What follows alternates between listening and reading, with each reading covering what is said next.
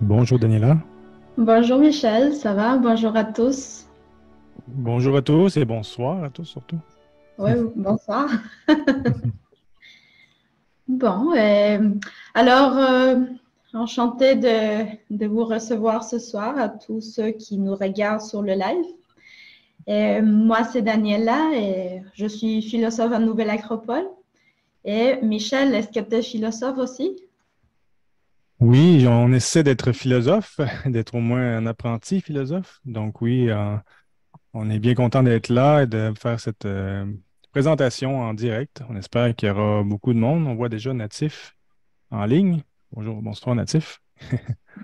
Donc voilà. Bonsoir, Native aussi. OK, super. Alors, j'aimerais introduire cette soirée, donner un peu le contexte, le but, mais surtout commencer pour ceux qui nous regardent pour la première fois, à vous dire, vous expliquer qu'est-ce qu'est Nouvelle Acropole en tant qu'école de philosophie. Nouvelle Acropole est une organisation internationale avec 400 écoles autour du monde. Et nous tous, nous sommes des volontaires, c'est-à-dire toutes les écoles sont toutes conduites par des volontaires.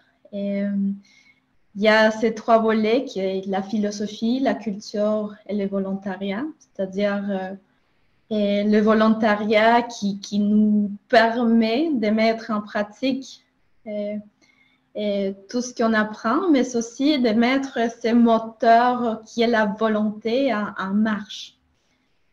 Et pourquoi une école de philosophie appliquée? Pourquoi philosophie appliquée? Parce que la philosophie, en fait, à sa nature, à sa réalité, elle est pratique, elle est appliquée. La philosophie nous permet d'apprendre à vivre.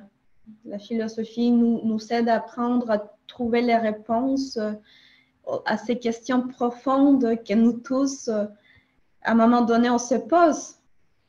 Parfois, c'est dans l'intimité quand personne nous écoute parce qu'on n'ose pas poser des questions trop. Ou même des fois, on ose poser des questions, mais ce sont des questions profondément humaines. Pardon. Euh, alors, c'est ça, la philosophie nous aide aussi à comprendre quel est notre lien avec ce qui nous entoure, les autres, la nature, et les contextes historiques aussi, bien sûr. Et, et découvrir que finalement, nous pouvons avoir une vie qui fasse une différence, une vie utile, une vie qui est en sens, justement.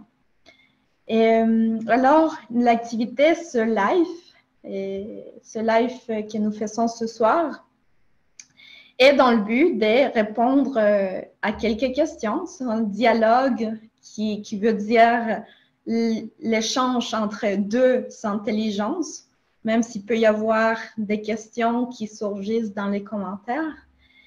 Mais nous avons préparé des questions et dont Michel et moi, on va échanger. Et ensuite, s'il y a des questions qui surgissent pendant que vous nous entendez, vous nous écoutez, on va essayer d'y répondre aussi. Et, et, sachez que si vous êtes intéressé à poursuivre une formation philosophique, c'est possible. Michel partagera sur le chat les informations pour que vous puissiez nous contacter, sachant qu'on peut participer aux ateliers de philosophie appliquée. Alors, Michel, tu es prêt pour commencer notre dialogue? Oui, allons-y. Super. Je te pose la première question. On commence Oui. avec force. Euh, qu'est-ce qui évoque, qu'est-ce que veut dire, qu'est-ce qui évoque pour toi cette quête de sens? Bien, cette première question est intéressante. En fait, ce qu'on se pose comme question, c'est en quête de sens découvre les philosophes. Découvrir les philosophes en soi. Qu'est-ce que ça veut dire, en fait? Parce que c'est la première question qu'on pose dans notre qu'on se pose, mettons, dans notre cycle d'atelier où c'est le thème, parce que c'est une introduction à ces grandes questions et je pense que la quête de sens est humaine et a toujours été présente dans l'histoire de l'humanité et a toujours été, comment je dirais, le cœur des grandes écoles de philosophie parce que on est, en tout cas jusqu'à preuve du contraire, les autres règnes, qu'on pense au règne minéral, végétal, animal, ils ne se posent pas la question, c'est quoi le sens de ma vie? Qu'est-ce que je fais là? Ça a l'air d'être une question principalement humaine parce qu'on a cette conscience, cette autoconscience, conscience de soi, conscience du monde dans lequel on vit, conscience de l'univers. Donc, quand on se retrouve devant le mystère, on se pose la question, mais c'est quoi le sens de tout ça? Pourquoi on existe? Pourquoi on est là? Pourquoi tout ça?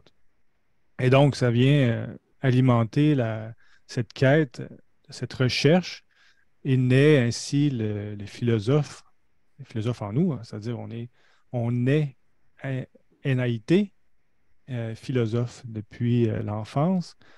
Le jeune enfant qui se pose la question sur la couleur du ciel, la couleur des arbres, euh, sur sa propre vie, sur son existence. Nous sommes tous philosophes de nature. Ensuite, bon, c'est est-ce que on continue d'alimenter cette recherche, cette quête au travers de notre vie, au travers de notre... Plus on avance, il y a des fois oui, des fois non, des fois ça vient par cycle, où les grandes questions reviennent, des fois c'est les fameuses crises de la vie qui nous amènent à se re-questionner, se dire, ben, qu'est-ce que je fais là? Pourquoi, vers où je m'en vais? Et ces crises sont souvent des opportunités pour soit réaligner, soit réaffirmer ou soit réorienter notre vie.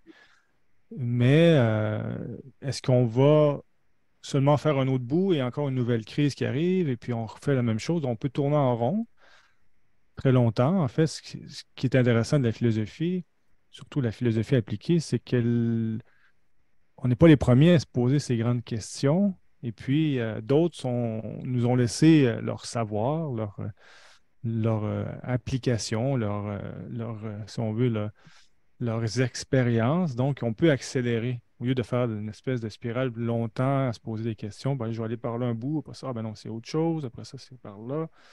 Ben, oui, on va le faire quand même, parce qu'on va le voir, et on le voit en philosophie, que la vie n'est pas linéaire, c'est-à-dire cette quête de sagesse n'est pas linéaire, mais effectivement, il y a une espèce de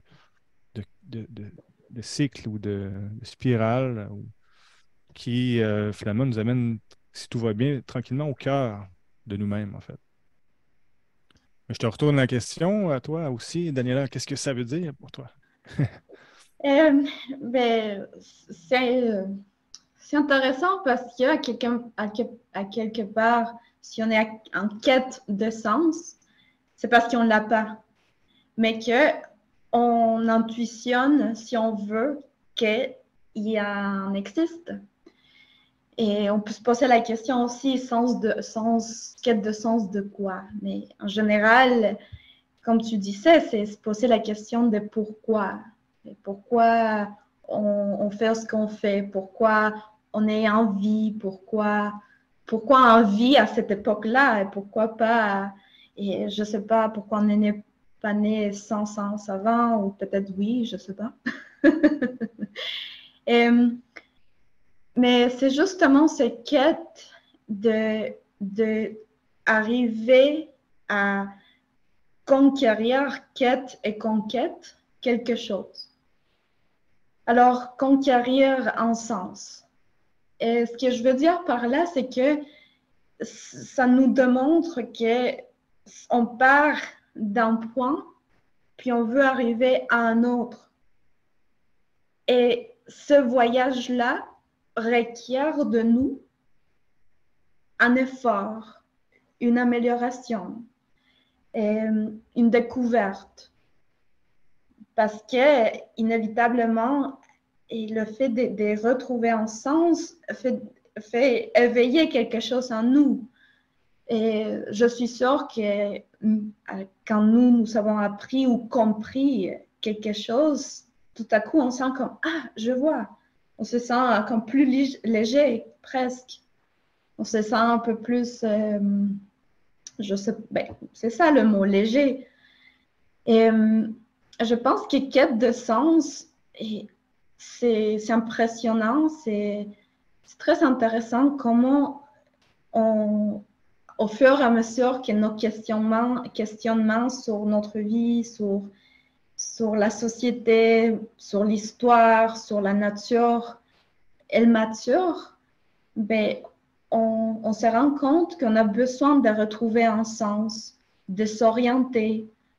Et, et la nature, c'est souvent un grand exemple de sens. Qu'est-ce que je veux dire par ça? C'est que tu sais, l'harmonie de la nature, on pense à la nature, on pense très, euh, on pense presque tout de suite à une harmonie. Tu sais. Parfois, on recommande aux gens qui se sentent un peu stressés d'aller faire une balade à la nature. Pourquoi? Parce que être dans la nature aide à harmoniser quelque chose. Et cette harmonie fait du sens. Alors, cette quête d'essence est aussi une quête d'harmonie.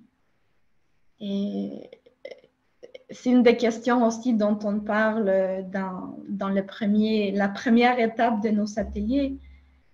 Et c'est que, si je reviens au fait que inévitablement, comme on est en quête de conquérir quelque chose, de conquérir un sens, on devient meilleur, mais on découvre des choses de soi-même. Et, et c'est ça, en tout cas, je trouve que c'est mystérieux aussi. Tu sais, il y a cette notion du découvrir un mystère. Et en tant que philosophe, le mystère est quelque chose de proche parce que c'est grâce au mystère qu'on va le chercher. Tu vois, s'il n'y avait pas de mystère, ça veut dire qu'on connaît tout. Alors, qu'est-ce qui reste à découvrir? Mais au fur et à mesure qu'on marche sur ce quête, on découvre que l'horizon pousse un peu plus loin et qu'on peut s'éveiller, qu'on peut découvrir de nouvelles perspectives auxquelles on n'était pas éveillé avant. Des nouvelles façons de sentir, de nouvelles façons de penser, d'agir. En tout cas, c'est une question très profonde aussi. Qu'est-ce qui est une quête de sens? Je ne sais pas si tu veux ajouter quelque chose à ça. Oui, ben c'est ça, seulement cette petite question qui est une grande question, peu de mots, mais pour une grande question. Mm. Effectivement, ben, tu l'as mentionné, il y a le mot quête et sens. Quête veut dire qu'il y a un début et comment je dirais, un chemin, en fait. Parce que ça veut dire qu'on y est pas. Puis c'est pas seulement en y pensant qu'on y est. Et te parler aussi d'harmonie, s'harmoniser, mais s'harmoniser avec quoi? C'est ça qui est intéressant. Donc, d'abord, ce qu'on nous dit en philosophie, ben, c'est plutôt comme on peut y arriver par notre propre réflexion, mais on s'harmonise avec quoi? Avec cette devenir, ce sens que l'on peut capter en soi et là où on en est dans le moment, dans l'instant. Donc, c'est s'harmoniser avec soi. Donc, on est multiple et on est plurifacétique, comme on dirait. Donc, on est comme un instrument de musique qui cherche à s'accorder.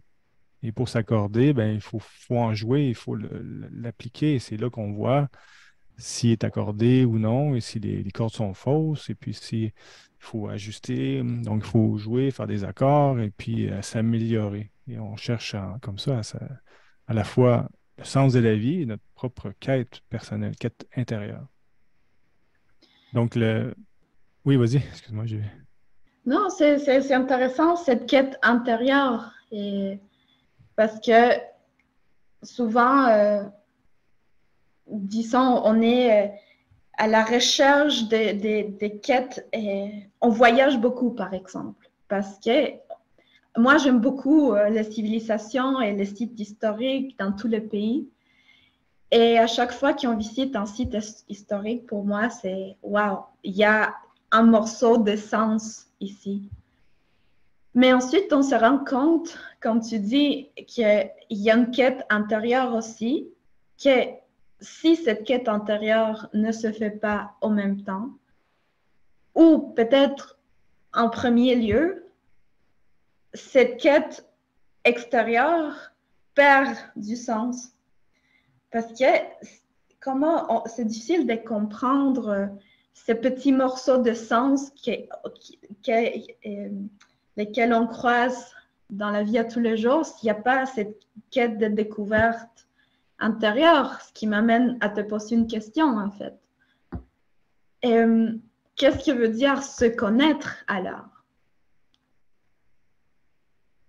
Oui, c'est déjà une très bonne question parce que c'est le premier pas, c'est-à-dire vers la sagesse, c'est se connaître. C'est-à-dire qu'est-ce que l'on est. Faut pas, comme je reprends mon exemple du début où si on est les seuls pour l'instant à se poser ces questions-là, l'être humain, c'est-à-dire euh, une, je sais pas, une carotte, tu ne poses pas la question, qu'est-ce qu'elle va faire? Elle va devenir carotte et puis elle ne deviendra pas dans sa vie, ah, finalement, non, j'aimerais être radis. Non, elle va suivre son chemin d'évolution vers, si tout va bien, vers la- la complétude ou vers son être, c'est-à-dire son essence, qui est de devenir ce qu'elle est. Donc, pour l'être humain aussi, ben, d'abord, savoir qu'est-ce que l'on est. Et cette première question est fondamentale. Et donc, ça revient aussi à qu'est-ce qu'on est, mais aussi qui on est. Donc, est-ce qu'on est juste un corps physique, un corps avec un cerveau, et puis on est seulement une espèce d'ensemble de connexions nerveuses, électriques et chimiques au niveau du cerveau, et puis on n'a pas vraiment de comment je dirais, de réel libre arbitre. Donc, c'est une vision du monde qui a son intérêt. Évidemment, comme philosophe, on va aller plus loin parce qu'on dit qu'est-ce que l'on est, parce qu'on est à la fois la conscience et ce véhicule dans lequel on est. Donc, qu'est-ce qu'on fait avec, vers où on s'en va, comment l'harmoniser, comment travailler avec soi-même, comment réaliser nos rêves, nos idéaux, parce on en a tous des idéaux. Donc, comment on fait de, concrètement pour y arriver? Donc, il faut apprendre à travailler avec soi-même parce que si on a des peurs, des doutes, et je sais pas, on se voit comme un idéal d'être capable je sais pas, de changer le monde, tu sais, on veut participer à améliorer le monde, ben, on va avoir à un moment donné des difficultés. Ben, il faut que j'aille rencontrer des gens, il faut que je parle à des personnes, il faut que je change un peu mon mode de vie. Donc, il y aura des peurs, des difficultés. Donc, comment j'arrive à harmoniser tout ça, faire face à tout ça? Et donc, on va voir que ben, finalement, mes idéaux, comme j'arrive à m'imaginer moi le meilleur, ben, finalement, dans le concret, il y a une différence entre les deux. Donc, d'abord, il faut savoir, ben, je pars avec quoi? Qu'est-ce que je suis? Et comment j'arrive à cet idéal? Donc, on a besoin de ces outils et ces outils, c'est la philosophie qui va nous guider plutôt, nous amener à savoir ben, comment je travaille avec ma raison, par exemple, avec les émotions, avec moi aussi organiser mon temps, organiser mon espace, organiser. Donc, on a ce pouvoir du mental qui est très puissant, qu'il faut apprendre à travailler avec. En gros. C'est c'est intéressant et puis à quelque part, en tout cas, je peux pas dire tous, mais je me suis posé la question à un moment donné. Ben, je sens que nous sommes quelque chose d'autre que juste, tu sais, comme des personnes qui se lèvent pour aller travailler, pour revenir, écouter un peu la télé ou faire un peu de ménage et puis aller dormir pour recommencer le lendemain. Et c'est parce qu'il y a des choses qui résonnent avec moi disons, comment ça se fait qu'il y a, je sais pas, que des fois on peut être si ému devant une pièce artistique. Euh, Tu sais, en musée, une pièce artistique qui est très belle et, tu la regardes, tu l'observes, tu l'assimiles. On n'a pas nécessairement besoin d'un texte qui te donne des directions pour te dire, ben, OK, pour te laisser toucher par cette œuvre artistique, il faut que tu fasses ici, ici. Mais naturellement, l'être humain a cette capacité d'admirer la beauté, l'harmonie, et c'est quelque chose que peut se développer aussi. Alors, où est-ce que je veux venir avec ça? C'est que, comme tu disais, c'est se connaître, c'est savoir qui nous sommes et, et aussi sentir, intuitionner, si on veut, qu'au-delà des- du fait d'assurer que notre vie quotidienne de travail, d'avoir une maison, d'avoir les moyens pour, pour vivre, on puisse aussi avoir des finalités pour vivre. Quelle est la finalité de la vie humaine, par exemple? Et comment on peut devenir de meilleurs êtres humains? Est-ce qu'on devient de meilleurs êtres humains parce qu'on gagne plus ou moins d'argent? Ou parce que on peut devenir des expressions réelles et quotidiennes de ces valeurs profondes auxquelles nous donnons tant d'importance. Je dis par exemple, une valeur qui est très importante pour moi, c'est ben, la générosité, c'est l'altruisme, le fait de pouvoir être disponible pour quelqu'un d'autre. Alors, qu'est-ce qui veut dire se connaître? C'est aussi connaître que il y a ces valeurs profondes en nous qui, à quelque part, nous amènent à dépasser ce qui peut être difficile. C'est-à-dire se connaître, c'est savoir les outils avec lesquels nous comptons, mais c'est aussi les difficultés que nous avons avec nous-mêmes, comme les défauts. Mais surtout, comment on peut dépasser ça en utilisant nos vertus et qu'on peut à chaque fois développer nos vertus. C'est justement Mhm. comment on part en quête avec un sac à dos dont on ne connaît pas le contenu, puis on part en quête, on part vers l'inconnu, c'est la quête du sens. Et se connaître, c'est pouvoir ouvrir ce sac à dos et rencontrer qu'il y a des choses qui nous alourdissent, comme par exemple la peur, comme par exemple le doute, comme par exemple, parfois c'est cette anxiété de ne pas savoir qu'est-ce qu'on va retrouver, mais c'est aussi qu'il y a des outils. Il y a le courage pour faire face à la peur, il y a le discernement, il y a l'altruisme, en tout cas, il y a la conviction aussi de marcher à pas sûrs. Alors, c'est partie de la quête du sens, c'est aussi la quête de se connaître. Exact. Donc, parce que c'est, faut savoir avec quoi on part. Et te parler de reconnaître, se connaître et se reconnaître d'une certaine façon. Parce que tu as dit, bon, écouter une musique qui est belle, voir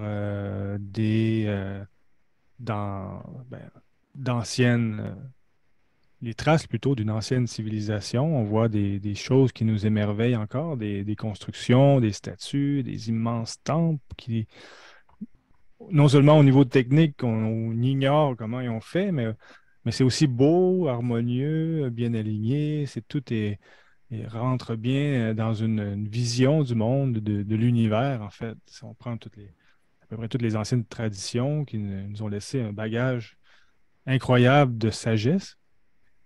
Et J'ajouterais à ça aussi les histoires, les mythes, les légendes ou des choses qui nous inspirent, qu'on réactualise peut-être parfois dans des films. Euh, la quête du héros qui revient constamment avec différents films et on sort des films, on écoute des films qui nous amènent à d'autres niveaux et qu'on reconnaît que, ah, wow, il y a quelque chose dans ce film-là. Et on sort du film quasiment sur un nuage et puis on retourne chez soi parce que ensuite, bon, la réalité revient et puis on retourne au boulot et tout ça.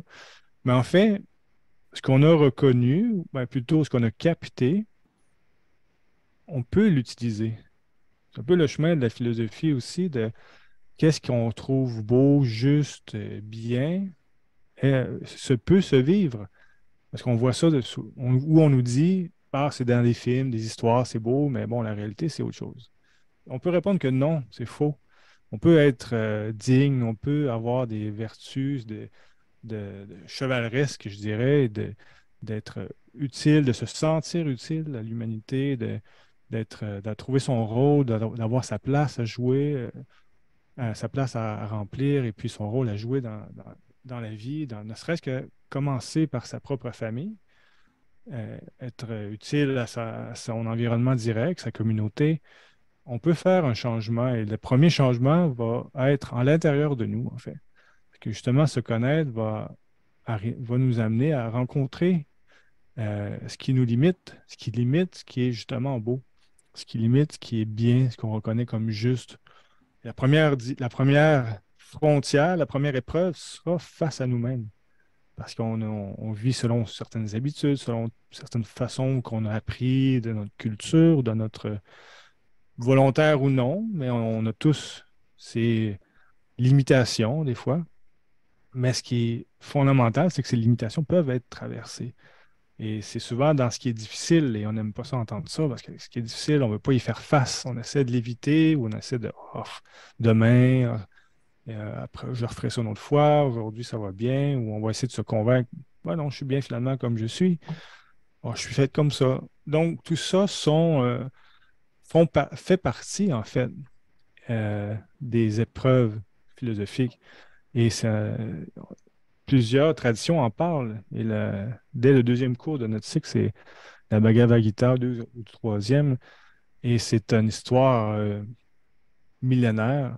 Et puis, toute l'histoire parle de cette difficulté, de c'est- c'est- comment dire, ce combat intérieur entre le meilleur de soi et ce qui nous dit, ah ben, reste couché, tranquille, snooze ce matin, on fera ça demain, j'ai assez travaillé fort aujourd'hui, je peux me reposer. Donc, tout ce qui en fait freine selon nos propres critères à nous, en fait. C'est pas par rapport aux voisins ou je sais pas quoi.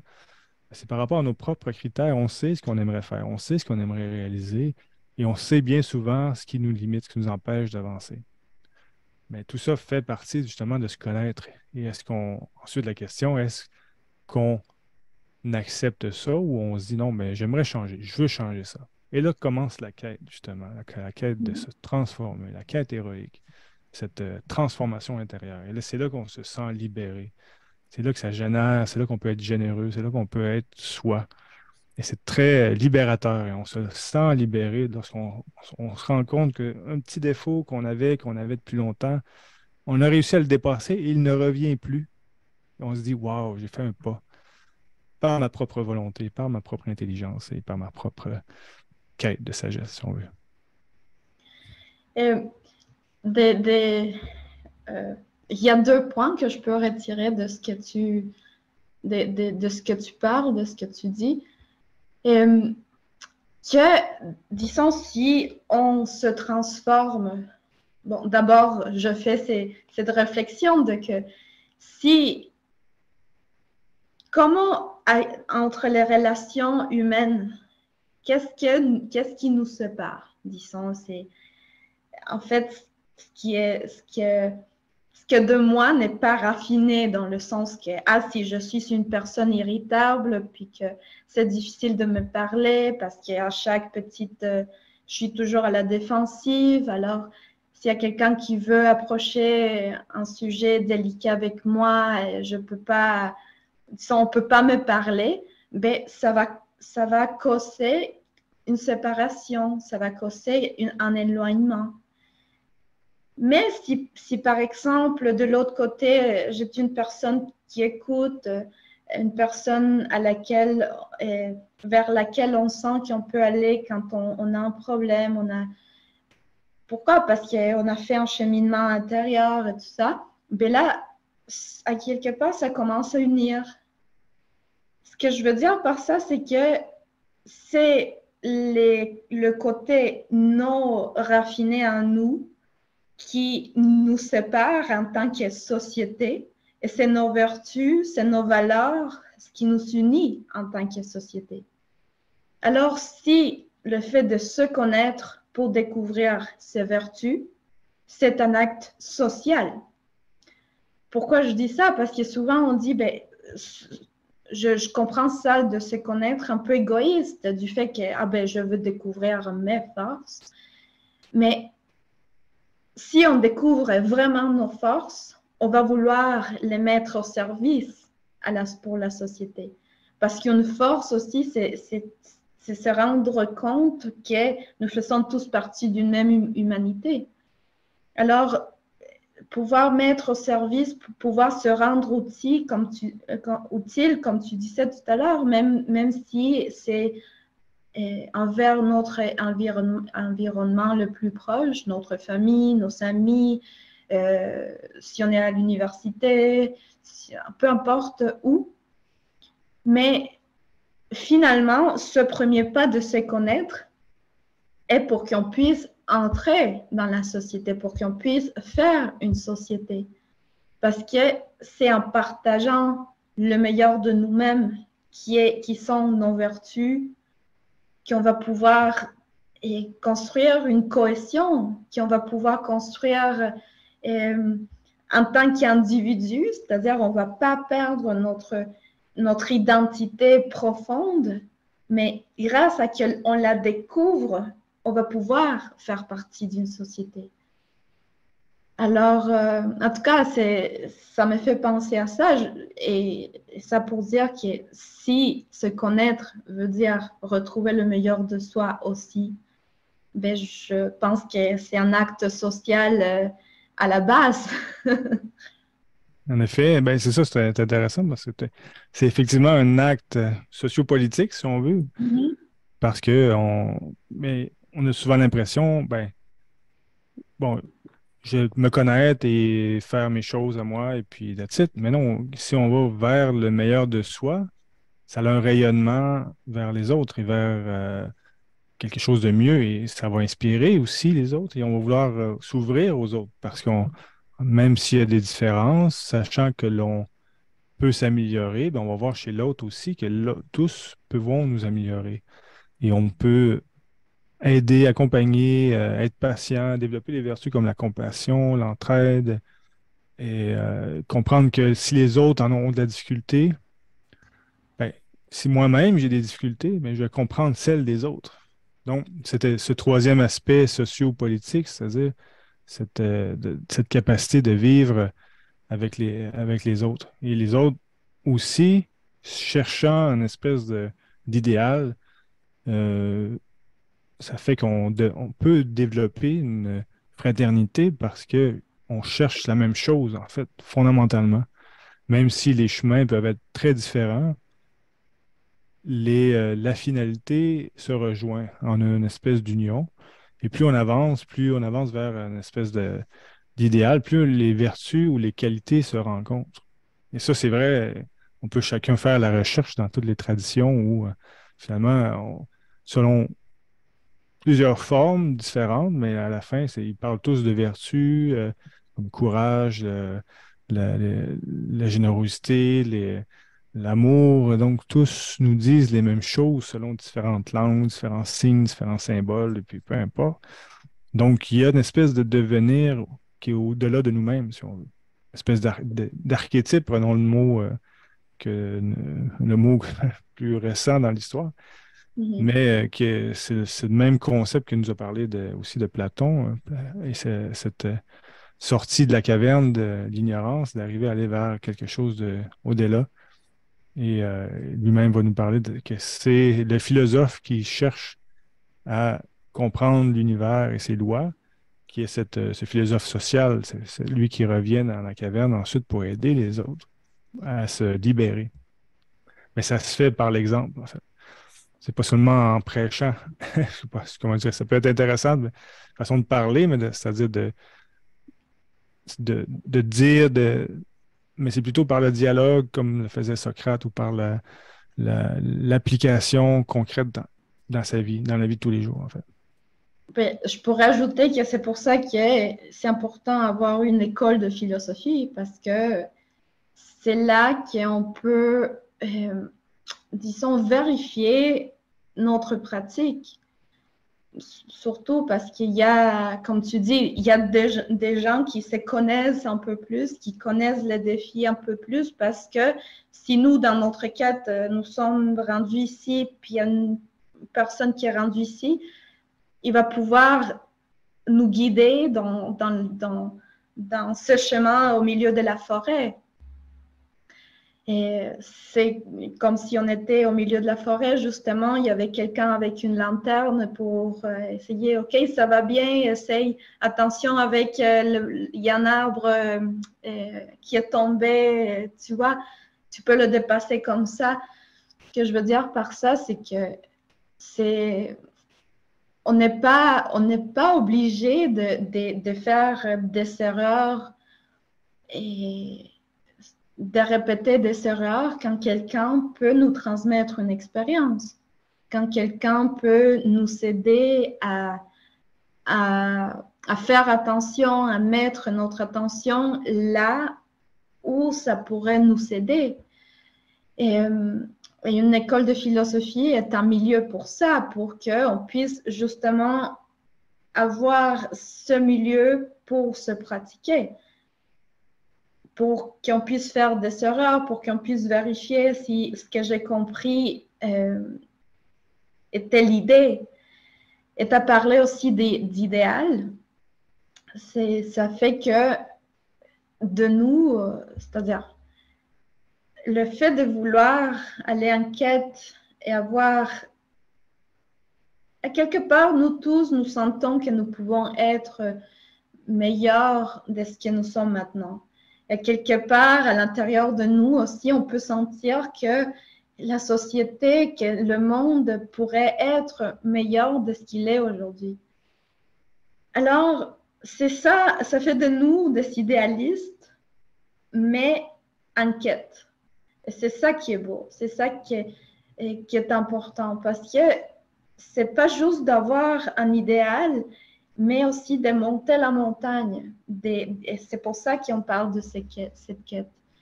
Et s'il y avait disons, plusieurs personnes qui partaient en quête vers un monde meilleur, vers un individu meilleur, vers une société meilleure, ben, comme tu dis, ce que ça fait, c'est unir ces plusieurs personnes qui marchent vers le même point d'union, à quelque part. Oui, ben c'est ça. En escaladant, l'analogie est intéressante parce que si on est tous en bas de la montagne, les distances entre les personnes sont plus grandes, mais plus on monte, plus la distance diminue, en fait. L'analogie est intéressante, mais c'est là qu'elle peut apparaître une vraie fraternité parce qu'on se rapproche en marchant vers à la fois vers un idéal personnel, mais aussi commun. Donc, c'est vraiment intéressant. Que je te poserai ce qui nous Oui, amènerait peut-être une dernière question. On a passé sur 2 des 3 volets de nos ateliers de philosophie. Le oui, oui. troisième volet est celui de, tu sais, on a passé par celui de se connaître, celui de la société, mais il y a un troisième qui est celui du temps, à quelque part, celui de l'histoire d'une humanité, c'est notre relation au temps. Alors, pourquoi penses-tu, Michel, que c'est important de connaître, d'apprendre de l'histoire? Ouais, c'est une grande question. On peut essayer d'y répondre en quelques minutes. Ben, plutôt amener des pistes de réflexion, plutôt, parce qu'on ne fera pas le tour de la question. Parce qu'en effet, il y a on a touché deux des aspects qui est l'être humain face à lui-même, nous-mêmes face à nous-mêmes, et nous et la société. Maintenant, ben, il y a le sens de l'histoire. Et les trois se complètent dans une espèce de triptyque à la fois, c'est-à-dire que un est nécessaire à l'autre et l'autre à l'un. C'est-à-dire que ça se complète parce que à la fois on cherche l'unité en soi, l'unité autour de soi, et il y a un chemin vers cette unité. Quand on parle de philosophie, ou plutôt philosophie de l'histoire, c'est-à-dire la sagesse de l'histoire, qu'est-ce que l'on peut comprendre de l'histoire?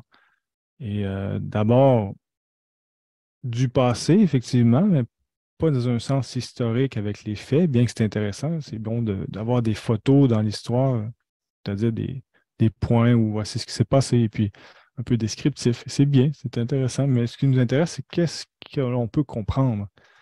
Quelle est la sagesse que l'on peut extraire? On peut faire à la fois l'analogie avec notre propre vécu. Est-ce qu'on peut comprendre quelque chose de notre vécu personnel, notre propre histoire à nous? Et on a tous, si peu importe qui se connecte sur Facebook, on a tous des années de vie en arrière, donc déjà, on a des expériences. Il y a des choses que l'on a vécues. On peut les dire des fois, des moments qui ont bien été ou moins bien été. Mais même ce qui a moins bien été, c'est là des fois qu'on apprend énormément. Et ce qui a bien été, ben, il y a quelque chose à apprendre aussi. Dans les deux cas, c'est de garder cette conscience active, c'est-à-dire qu'est-ce que je peux extraire de ce que je vis présentement. Pourquoi? Pour en retirer l'apprentissage, là, en retirer les outils qui vont m'aider vers le futur. Et c'est ça c'est une des clés, en fait, c'est-à-dire la mémoire de l'histoire. Parce que ça va être utile pour ne pas répéter constamment les mêmes erreurs, ou plutôt essayer de faire mieux à chaque fois. Eh bien, on a besoin de ces outils. Un des outils principaux qui est la mémoire. Qu'est-ce que je peux comprendre? Et on a besoin cette capacité de réflexion. Qu'est-ce que je peux extraire? Parce on le fait par la conscience, par la réflexion. Parce que on peut vivre les expériences au jour le jour et puis on passe des expériences au jour le jour et finalement on peut ne rien comprendre et on se retrouve à un moment donné. C'est là qu'arrive la crise. Ben, qu'est-ce que je fais de ma vie? Vers où je m'en vais?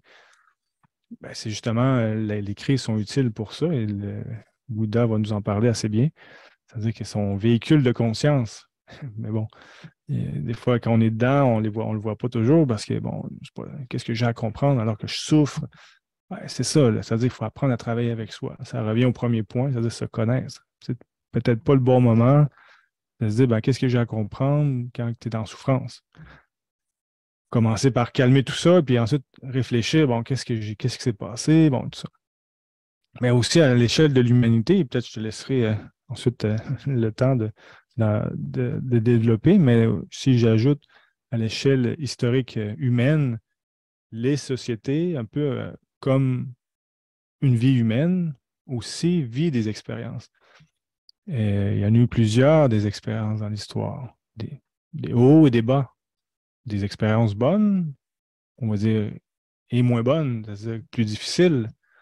Des périodes de Moyen Âge, par exemple, où l'humanité n'est pas non plus à son meilleur, si on veut. C'est-à-dire que ça peut être des conditions très difficiles, c'est-à-dire d'oubli général du sens de la vie, mais aussi et ça s'accompagne bien souvent de perte de connaissances, perte de technique, du sens du beau, du juste et du bien. Donc, tout va ensemble, si on veut. Alors que d'autres périodes historiques où on regarde, même les bâtiments sont beaux et c'est harmonieux, et donc on peut imaginer que la qualité de vie n'était pas la même. Et on peut penser à l'Égypte, par exemple, qui nous a laissé un très bon exemple si on veut, de société harmonisée. Bon, on invite à faire des recherches par soi, mais parce qu'il y a beaucoup je dirais, d'idées préconçues, mais si selon les nouvelles découvertes et puis ce qu'on sait, c'est un niveau de conscience, l'Égypte, en fait. C'est pour ça qu'on ne comprend pas toujours ce qu'ils nous ont laissé. C'est-à-dire qu'il faut d'abord, et ça c'est un autre point intéressant, c'est-à-dire que si on fait ces petits pas en soi de se connaître, on ouvre un champ et on peut même comprendre différemment les anciennes sociétés ou les anciennes civilisations, ou même notre propre vie. C'est-à-dire, on peut aller voir ce qu'ils ont réalisé dans d'anciennes civilisations. Et en fonction de nos nouvelles découvertes, on se rend compte, ah, c'est pour ça qu'ils ont fait ça comme ça, c'est pour ça qu'ils ont fait ça de cette façon-là. Ou c'est pour ça qu'ils nous ont laissé telle sagesse, tel, tel enseignement, si on veut. C'est, tu mentionnais, je fais le lien avec ce que tu disais au début. Tu as parlé qu'on se rend compte que l'apprentissage ne se fait pas de façon linéaire. Et tu as parlé d'une sorte de spirale. Et cette spirale qu'on peut appeler aussi des cycles. Et c'est intéressant parce que est-ce que la nature ne fonctionne-t-elle est-ce qu'elle fonctionne OK, je recommence ma question. Comment fonctionne la nature? Est-ce Mhm. qu'elle fonctionne de façon linéaire ou de façon cyclique? Je dis nature avec une grande N. C'est pas juste la nature manifestée. Je parle de la nature avec une grande N qui fait cette entité qui crée l'harmonie, cette intelligence, même pas juste de la Terre, mais de toute la vie en général. Alors, ce que je veux dire par ça, c'est que si dans la nature, on voit qu'il y a des cycles, et à quelque part, c'est une loi parce qu'elle se répète, elle s'organise grâce à ces cycles, et qu'il y a des civilisations qui ont réussi à avoir un certain rayonnement grâce à son développement de conscience. Parce que si on étudie, si on fait philosophie de l'histoire, c'est-à-dire compréhension de l'histoire, on se rend compte que ce qui a permis aux civilisations d'arriver à cette grandeur, c'était un état d'âme de chaque individu. Et on voit aussi qu'il y a eu des chutes, mais qu'il y a aussi eu, encore une fois, des renaissances. C'est-à-dire la dernière renaissance qu'on connaît, ce n'était pas la première, et c'est probablement pas la dernière non plus. Alors, il y a des cycles, et ce qui est aussi très, on pourrait dire, généreux de la partie de la nature, parce que c'est grâce au cycle qu'on peut apprendre, grâce au cycle qui nous permet de faire un contraste avec les choses. Et le cycle de saisons. L'hiver, quand on pense que tout est mort, quand on ne voit pas vraiment de signes de vie, mais qu'on sait qu'il y a plus profond du cœur des saisons de la vie, qu'au printemps, la vie va renaître. Et c'est une connaissance de loi de la nature. Et philosophie de l'histoire est aussi comprendre ces lois de la nature qui permettent à l'être humain en tant que société, en tant qu'humanité, de, de s'harmoniser à ces lois pour pouvoir travailler avec elles, pour pouvoir s'épanouir aussi grâce à elles. Parce que s'harmoniser aux lois harmonieuses de la nature, ben, ça veut dire on a besoin de trouver une harmonie en nous aussi. Et finalement, Mm.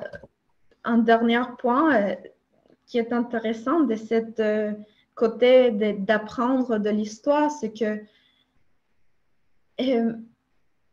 apprendre du passé nous permet d'agir dans le présent pour construire un futur. Souvent, on peut dire, ben, Et étudier le passé, ben, son reste, c'est juste pour le passé, mais en fait, apprendre du passé, ce qui va nous permettre de construire le futur, agir dans le présent. Ouais, Si on ouais. balayait les expériences en dessous d'un tapis, ben, on n'apprend pas et on reste les mêmes. On n'aurait pas la possibilité de se transformer en tant qu'individu, en tant que société, en tant qu'humanité. Alors ça, c'est très important, je trouve. Ben, je trouve ça, ben, l'idée de prendre la nature comme modèle n'est pas d'hier. Mhm. Dans le fond, c'est quelque chose de vraiment intéressant parce que, ben, plutôt fondamental parce que on est un produit de cette nature comme être humain. On n'est pas né de rien, de génération spontanée, mais on est un produit de cet univers, cet gigantesque être, comme disaient les Grecs, être vivant qui vit. Donc, on est ce- partie de ce plus grand tout. Et on peut comprendre, comme disait Socrate, connais-toi toi-même et tu connaîtras l'univers et les dieux, et vice-versa, en fait. Donc, parce qu'il y a un lien entre les deux. Et on peut le voir au coin de la rue, même avec les saisons, parce que c'était la nature, lorsqu'elle vit ses cycles saisonniers, on rentre dans le printemps bientôt, en tout cas, on espère. Donc, la nature ne repartira pas de zéro. Elle est comme cette mémoire, c'est-à-dire, elle va continuer là où elle était l'année dernière. C'est-à-dire, les arbres vont faire de nouvelles feuilles, vont se renouveler, se régénérer. Le tronc va grossir d'un cercle de plus, les cercles de croissance. Les plantes vont revenir, les fleurs vont revenir, les oiseaux reviennent dans leur propre cycle s'ils migrent. Et donc, construit à partir de ce qui est là, de ce qui était, comment je dirais, une base solide avant. Parce qu'une partie des choses va être renouvelée, régénérée. Et, par exemple, les feuilles d'arbres qui tombent, ben, ils tombent sur le sol et puis sont réutilisées par la terre, décomposées par d'autres organismes qui l'utilisent dans leur propre cycle de vie. Puis ils vont ensuite aller dans cet grand cycle qui, en fait, qui est énorme. On n'a même pas idée. On commence plutôt à redécouvrir des anciennes sagesses qui nous parlaient de la nature comme un être intelligent, un être d'une conscience. Et on commence à redécouvrir ça d'ailleurs. Avec les arbres, on voit qu'ils communiquent entre eux via des champignons, on appelle ça j'oublie le nom, le World Wide Web, là, mais c'est une analogie avec des champignons qui font des kilomètres carrés, puis ils s'échangent des nutriments entre les arbres via ces réseaux-là, via les racines. Donc, tout ça est un niveau matériel, mais aussi à d'autres niveaux, c'est la même chose. Donc, la nature reconstruit à partir de ce qu'elle a acquis. Donc, nous, comme êtres humains, il faut découvrir, parce qu'il faut travailler dans l'invisible, c'est moins évident parce qu'il faut travailler dans les idées, le monde des archétypes, le monde des mentales, le monde de la raison pour comprendre, extraire des choses qui sont utiles à notre propre psyché, à notre propre mental, à notre propre devenir. Donc, mais ça s'apprend. C'est ce qui est la clé dans tout ça, c'est qu'on peut apprendre. On peut apprendre à développer un peu des mains intérieures, c'est-à-dire pour prendre les choses et les tourner, même les découper et même les assimiler pour les digérer et savoir rejeter ce qui n'est pas nécessaire pour faire une autre analogie, mais qu'on ne décrira pas, mais dans le sens où on assimile ce qui est utile pour notre vie, le reste, des fois des expériences difficiles où finalement il n'y a plus rien à comprendre, mais on rejette et puis on continue. Donc, je sais pas, peut-être je vois le temps qui passe, veux-tu qu'on fasse le mot de la fin ou tu avais quelque chose à ajouter? Oui, ben, peut-être le mot de la fin pour lier entre la fin et ce que tu viens de dire. Mhm. Que, c'est ça, c'est une invitation pour tous ceux qui nous écoutent avec les ateliers de philosophie appliquée, avec ces trois volets dont nous avons parlé. C'est une Ouais. invitation. Parce que c'est important qu'on puisse redécouvrir les rôles que chacun de nous a joués dans notre contexte historique, dans notre contexte de vie. Parce que c'est ça ce qu'on peut redécouvrir. Pourquoi redécouvrir? Parce qu'il y a quelque part, on l'a oublié, on a oublié que nous avons plus de potentiel de ce qu'on pense, que nous sommes plus forts de ce qu'on pense, que nous pouvons construire ensemble plus de ce qu'on pense. Alors, Michel, je pense que tu as mis le lien pour ceux qui aimeraient avoir plus d'informations sur les ateliers. Oui, Laissez-nous vos coordonnées, on va vous contacter. oui, oui. Voilà. Oui, j'ai laissé dans le chat, là, même pour ceux qui écoutent en rediffusion, c'est toujours valide. Là, c'est le lien vers notre site web où à la fin, ben, on parle des ateliers sur cette page-là, mais à la fin, il y a un petit formulaire là, où vous pouvez laisser vos coordonnées et puis on peut vous informer de la prochaine présentation. Et l'idée ben, de ce petit dialogue, je pense il faudrait faire à chaque semaine comme une émission. On traite un sujet par semaine et puis on verra. Et la vidéo reste sur les réseaux sociaux. On va la mettre aussi sur YouTube. Donc, l'idée, c'est d'essayer d'être utile, d'avoir des réflexions qui nous aident à réfléchir. Pour ceux que ça intéresse, ben, il y a ces cycles d'ateliers. Il faut en fait qu'on diffuse cette école de philosophie qui est fondamentale parce qu'on en a tellement besoin aujourd'hui, c'est-à-dire de réapprendre à réfléchir, à réapprendre à travailler avec soi-même, avec les autres. C'est-à-dire on a besoin d'un monde, de changer le monde en fait. On a besoin d'idéalistes, on a besoin de bons outils pour y arriver. Et une école de philosophie comme celle-là, on a eu qu'on a eu la chance de rencontrer, nous permet de développer ces outils par à notre propre rythme, à notre propre vitesse. Et ça fait pas mal. C'est très, au contraire, très libérateur parce qu'on peut devenir un peu plus nous-mêmes et un peu plus capable d'agir selon nos propres valeurs, vertus que l'on veut développer, qualités, si on veut. Euh, donc voilà, je pense que ça clôt cette Oui. discussion. Donc on vous Merci beaucoup, dit Michel, d'avoir été là. merci à toi. On espère que les gens ont aimé. Mais bon, les peu qui étaient là, mais la vidéo va rester au moins, et puis les gens vont pouvoir revoir en diffuser, donc ça va rester longtemps. Oui. Donc voilà. Super. Alors, peut-être qu'on va se retrouver à l'école de philosophie, on l'espère, de se voir à vive voix en personne. Oui, oui. Puis à la prochaine. Merci, au revoir. Au revoir.